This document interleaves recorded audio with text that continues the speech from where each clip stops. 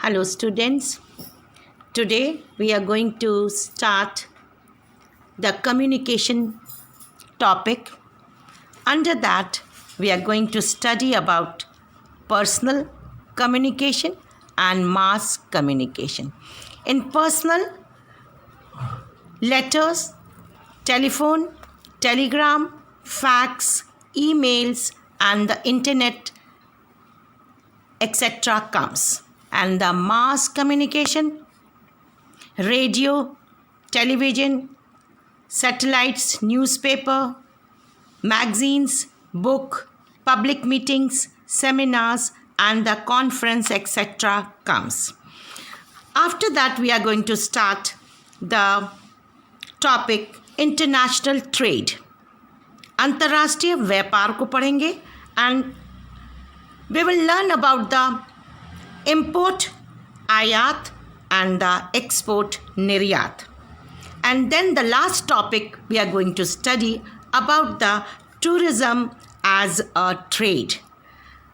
पर्यटन एक व्यापार के रूप में. So students, last we will study about the tourism. Now let's start the chapter. Now students, we are going to start lifeline of national economy. राष्ट्रीय अर्थव्यवस्था की जीवन रेखाएं. And under that we are going to study about airways. We have already read about the roadways, railways, waterways. Now today we will start airways. Air transport in our country is very useful as it covers difficult terrains like the mountains, deserts, thick and the dense forest and long stretch of seas without any difficulty. यानी कि हमारे देश में हवाई परिवहन बहुत उपयोगी है क्योंकि यह कठिन इलाके जैसे पहाड़, रेगिस्तान, घने और घना जंगल और बिना किसी कठिनाई के समुद्र के लंबे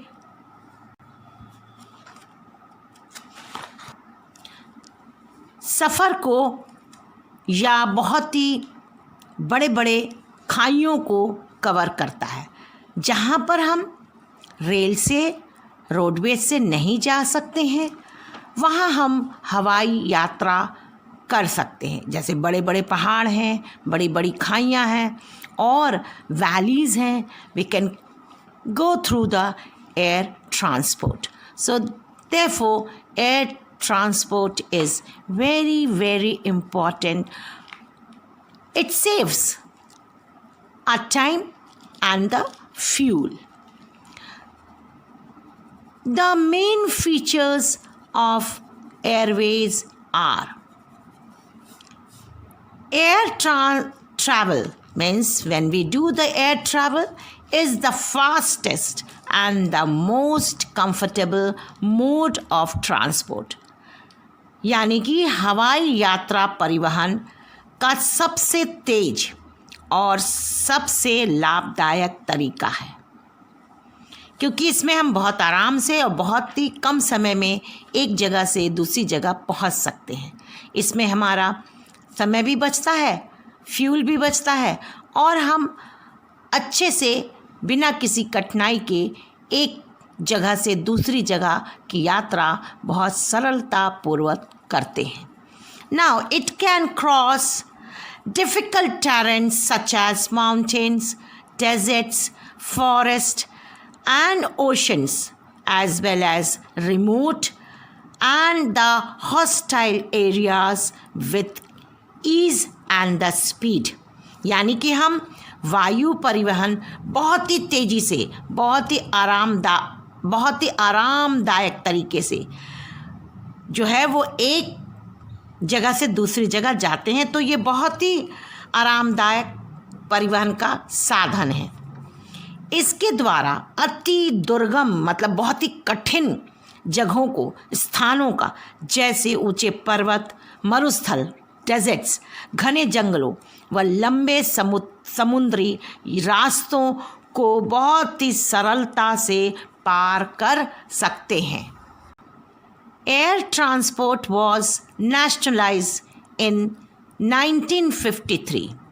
A large number of private airlines provide domestic as well as international air services. यानी कि सन 1920 में आरंभ हुए वायु परिवहन का सन 1953 में राष्ट्रीयकरण किया गया, मतलब ये नेशनलाइज किया गया 1953 में। व्यवहारिक तौर पर इंडियन एयरलाइंस कई निजी एयरलाइंस घरेलू विमान सेवाएं उपलब्ध कराती हैं। एयर इंडिया अंतर्राष्ट्रीय वायु सेवाएं प्रदान करती हैं। Means you can say that it is one of the biggest and the important airlines of India. Now the Pawan Hans. What do you mean by Pawan Hans? Is the helicopter. Pawan Hans क्या है? Helicopter है. Is the helicopter service operating in hilly areas. जहाँ पर पहाड़ी इलाका होता है ना, वहीं पर ये पवन हंस उपयोग में लाया जाता है। It is widely use by tourist in north eastern sectors. ये कहाँ पर यूज़ होता है? नॉर्थ ईस्टर्न सेक्टर्स में टूरिस्ट के ज़रिए से इस्तेमाल किया जाता है। Pawan Hans helicopters limited provide helicopter services to oil and natural gas commission into offshore operation. Pawan Hans helicopter limited तेल, जो पवन हंस है वो ये हेलीकॉप्टर लिमिटेड जो है वो तेल और साथ में प्राकृतिक गैस आयोग को इसकी आंतरिक क्षेत्रों तथा समुद्री तटों तक पहुंचाने पर मदद करती है। तो ये तेल है जैसे पेट्रोलियम है और साथ में नेचुरल गैस, ये दोनों चीज़ों को अंदर के जैसे शहरों में, अंदर के क्षेत्रों में और समुद्री तटों पे लाइक द कोस्टल एरियाज तक पहुंचाने में, और it can be sent to the ports. It is very very helpful. Now the next topic is after the communication means after the transportation, now we are going to start about the communication. What do you mean by communication? Communication network is used to send messages from one place to another. It is a need and importance for modern living. जैसा कि अभी हमने पढ़ा, संचार के साधन जो समाचारों व सूचनाओं को एक स्थान से दूसरे स्थान तक पहुंचाने में सहायक होते हैं।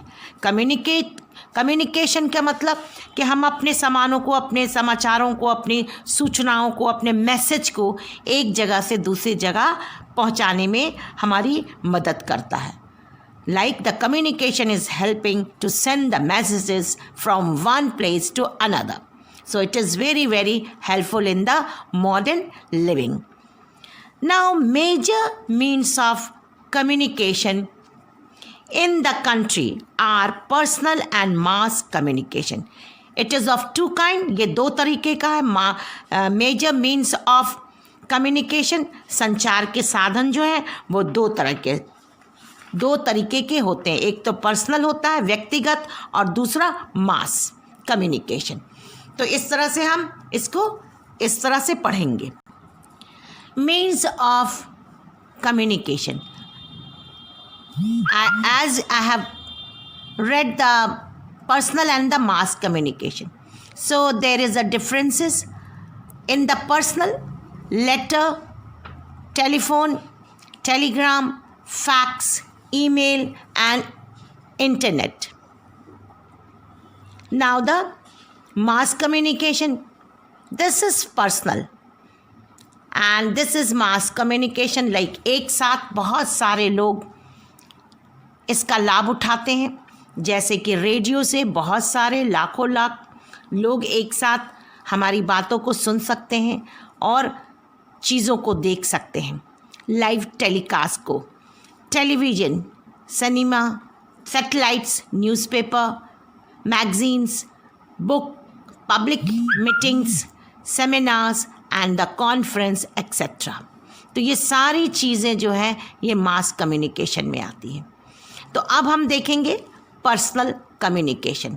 Now we are going to study about the personal communication is done between 2 और मोर पर्सन। मतलब पर्सनल जो है एक से 2 या उससे ज़्यादा व्यक्तियों के बीच में होता है। जैसे व्यक्तिगत संचार 2 या 2 से अधिक व्यक्तियों के बीच में किया जाता है। 2 लोग भी कर सकते हैं और साथ में उनसे ज़्यादा भी। Now the mass communication play a very important role in creating awareness among the people about various national programs and the policies। जो mass communication है ये awareness लोगों को देता है, जिसमें नेशनल प्रोग्राम्स और पॉलिसीज़ को डिस्कस एक साथ हम बहुत लोगों के बीच में कर सकते हैं। जैसे कि इसके साधन हैं radio, television, newspaper, magazines, books and the films are major means of mass communication. जनसंचार, जैसे मास कम्युनिकेशन को क्या बोला जाता है बेटा हिंदी में? जनसंचार।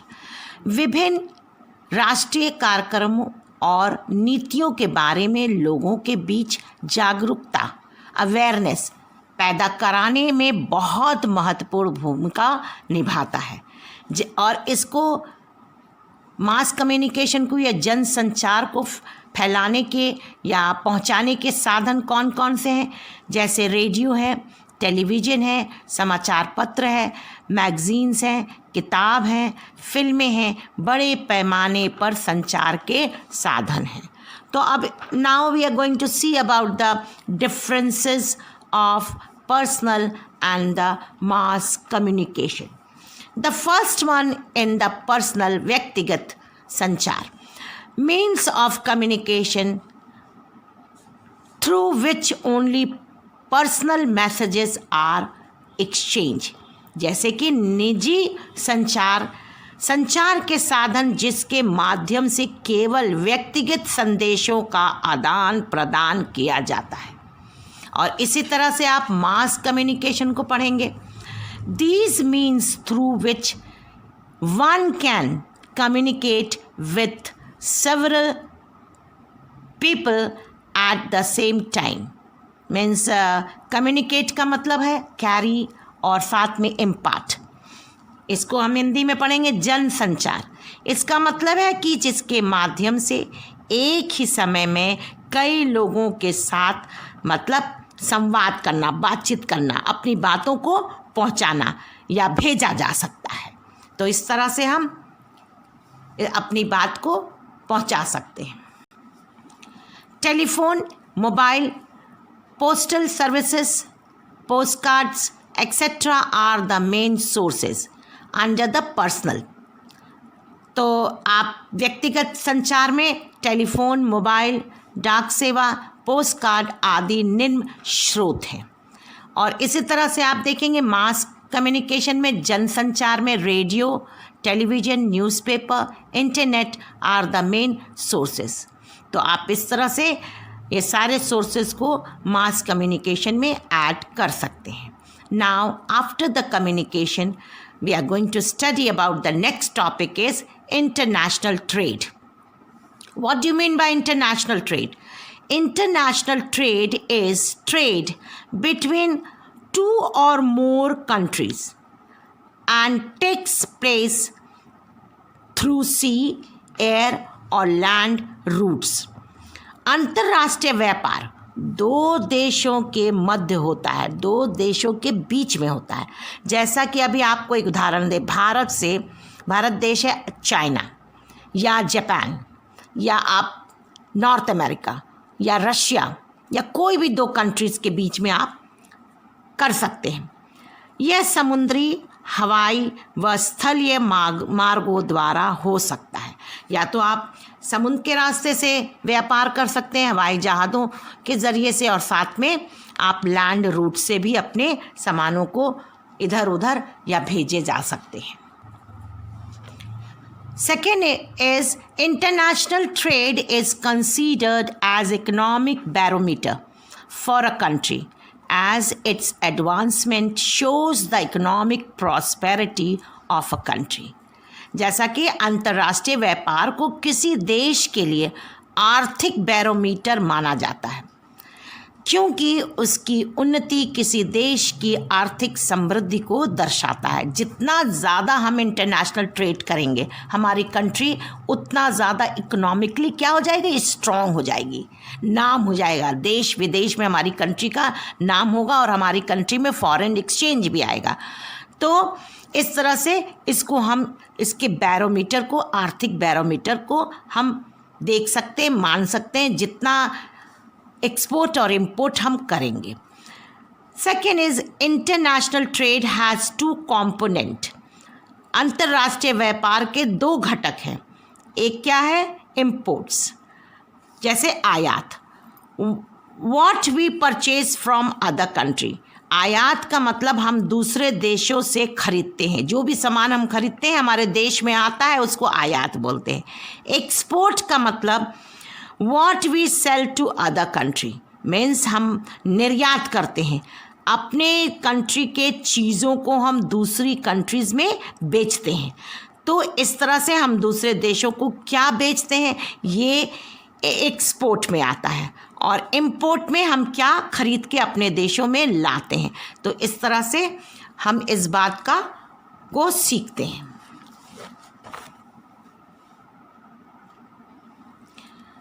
फेवरेबल दो तरीके के हैं, एक फेवरेबल है और अनफेवरेबल है। तो फेवरेबल का मतलब क्या है, if the value of export is more than the value of imports is called the favourable balance of trade.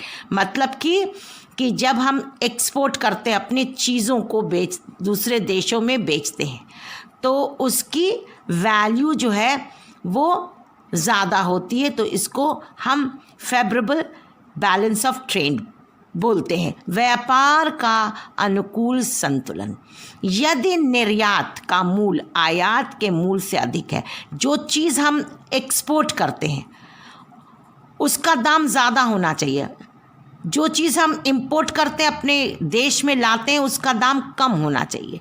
तो ज़्यादा चूँकि हम एक्सपोर्ट करते हैं तो हमारे देश में क्या आ रहा है, फॉरेन एक्सचेंज आ रहा है, तो इससे हमारा देश धनी होगा, हमारे देश का जो इकोनॉमिक स्टेटस है वो ज़्यादा बढ़ जाएगा।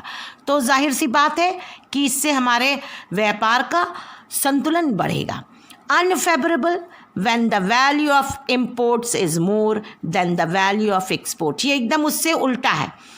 मतलब कि जो इंपोर्ट्स की वैल्यू ज़्यादा होगी और हमारे एक्सपोर्ट की वैल्यू कम होगी, तो क्या हो जाएगा, हमारे देश की इकोनॉमिक गिरने लगेगी, क्योंकि हम ज़्यादा से ज़्यादा चीज़ें दूसरे देश को अपना पैसा दे करके दूसरे देशों से अपनी चीज़ें मंगा रहे हैं।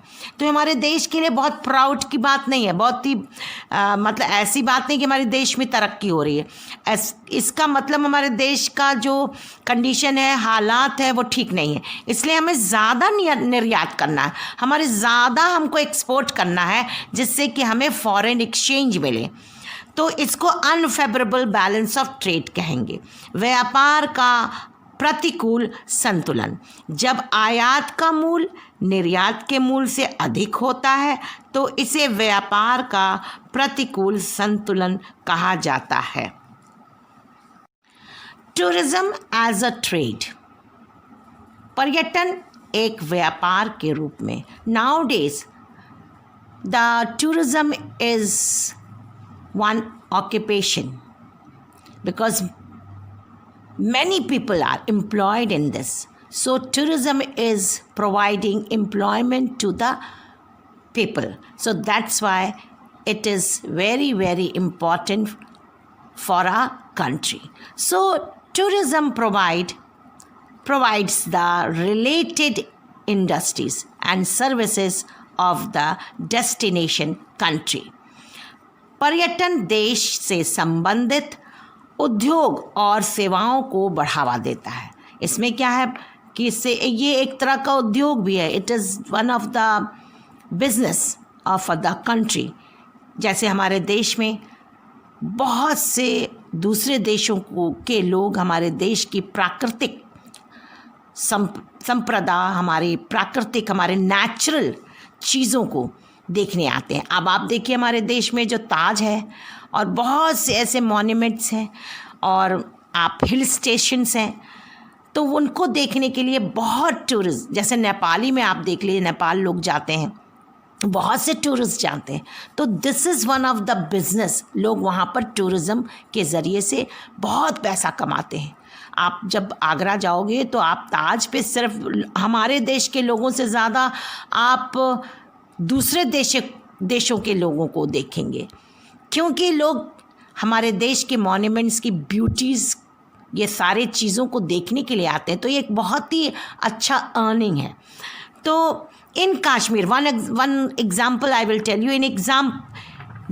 As an example, in Kashmir, tourism provides various industries such as handicraft industry. उसमें क्या क्या बनता है? Shawl, wooden materials, paper mat and the material etcetera. जैसा कि कश्मीर में पर्यटक विभिन्न उद्योगों को, जैसे हस्तकला उद्योग को बढ़ावा देता है. जैसे शाल, लकड़ी की सामग्री, आप जाएंगे ना वहाँ पर कश्मीर में तो शिकारा पे बैठेंगे तो वो भी लकड़ी की बहुत सुंदर होती है. और वहाँ पर छोटे छोटे शिकारा होते हैं जो एकदम घर बोट, हाउस बोट्स, नाम सुना होगा. हाउस बोट में पहले लोग डल हिल में जाते थे, तो उस डल हिल में लोग रहते थे शिकारों में, एक महीने वहीं पर रहते थे. इतना सुंदर उसमें. लेकिन अभी तो थोड़ा सा वहाँ खतरा भी हो गया है. तो लेकिन फिर भी वहाँ आप लकड़ी के जो बहुत ही नक्काशी की चीज़ें, हैंडीक्राफ्ट की चीज़ें जब आप जाते हो किसी भी हिल स्टेशन पे, शॉल्स वगैरह, वुलन्स वगैरह, तो वहाँ की चीज़ों को आप लेके आते हो. तो that is a different which we can not get in the other places like in cities. तो इस तरह से कागज़ की लुगदी, जैसे कागज़ की भी बहुत सी ऐसी सामग्री होती है, चीड़ की लकड़ियों की होती है, चंदन की लकड़ियों की होती है. Next, tourism gives a boost to employment such as shikara owners and gardener and the local food restaurants. आप जैसे टूरिज़्म जगह पे जैसे आप टूरिस्ट लोग जाते हैं तो वहाँ पर बहुत से, वहाँ पर आप देखेंगे कि नर्सरी होती है, तो वहाँ के पहाड़ी फूलों और पौधों को आप लेके आते हैं अपने यहाँ लगाने के लिए. साथ में शिकारा की जो ओनर्स होते हैं, वो भी, झील होती है वहाँ पर, लेक्स होते हैं, तो वो भी अर्न करते हैं. हम लोग घूमते हैं, एक चक्कर लगाते हैं कि हमको शिकारा में बैठा करके, नाव में बैठा के हमें घुमाओ, डल हिल घुमाओ, चाहे कहीं भी आप नैनीताल चले जाओ, शिमला चले जाओ, दार्जिलिंग चले जाओ, दुनिया के मतलब अपने देश के किसी भी हिल स्टेशन पे आप जाओगे तो बहुत खूबसूरत आपको वहाँ पर आपको बहुत अच्छा लगेगा. तो इस तरह से. और देखिए जो लोग बाहर जाते हैं तो सब होटल में रहते हैं, तो वहाँ के रेस्टोरेंट भी चलते हैं, क्योंकि वहाँ पर लोग बाहर से आते हैं तो जाहिर सी बात है कि लोग बाहर होटल में खाना खाएंगे. तो अभी तो लॉकडाउन में ऐसा है कि लोग नहीं रुक रहे हैं, लेकिन पहले तो हम लोग जब जाते थे घूमने तो हम लोग सब होटल्स में रुक करके और ऑर्डर देते थे खाने का. तो ये सब एक बिज़नेस है और पैसा कमाने का एक बहुत अच्छा ज़रिया है. तो इस तरह से आप इसको, तो पर्यटक रोज़गार को बढ़ावा देता है. जैसे शिकारा मालिक पैसे कमाते हैं, माली लोग गार्डनिंग करते हैं और तरह तरह की चीज़ों को, फूल पत्तियों को बेचते हैं, उससे भी लोग खरीद करके और अपने अपने शहरों में लाते हैं और स्थानीय खाद्य रेस्टोरेंट और खाने पीने की चीज़ों का बहुत ज़्यादा वहाँ पर बिक्री हो जाती है, तो जिससे ये एक वन ऑफ द अर्निंग है. It gives a boost to automobiles and the industries as tourist use vehicles to visit tourist places. ये ऑटोमोबाइल्स जो है ये उद्योगों को बढ़ावा इसलिए देता है कि बहुत से लोग जब बाहर जाते हैं हिल स्टेशंस पे तो उनको गाड़ियों की ज़रूरत होती है वहाँ के लोकल ब्यूटी को और लोकल जगहों को घूमने के लिए. तो इससे क्या हो जाता है कि वहाँ पर बहुत ज़्यादा one of the major business of travelling agencies. तो ट्रैवलिंग एजेंसीज़ का काम क्या है कि वो प्रोवाइड करते हैं व्हीकल्स, तो लोगों को सुविधा मिलती है.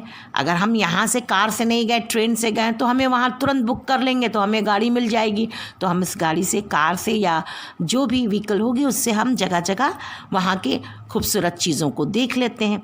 तो इससे भी क्या है कि one of the major business, it gives the boost in income. Fourth and the last, medical tourism is getting popular these days. Medical tourism earn a lot of foreign exchange. तो यहाँ पर क्या है कि मेडिकल टूरिज्म, ये जो है चिकित्सा पर्यटन लोकप्रिय हो रहा है.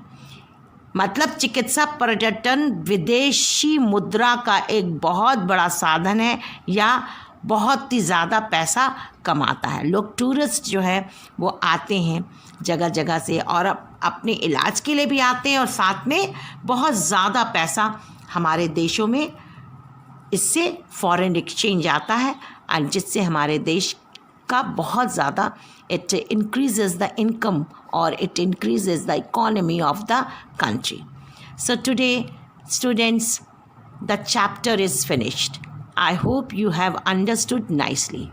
So please students, once again see the videos and just complete the notes if you want to complete. Otherwise I will send the question answers of this chapter. Then you do it in your fair copies. Thank you student. May God bless you all.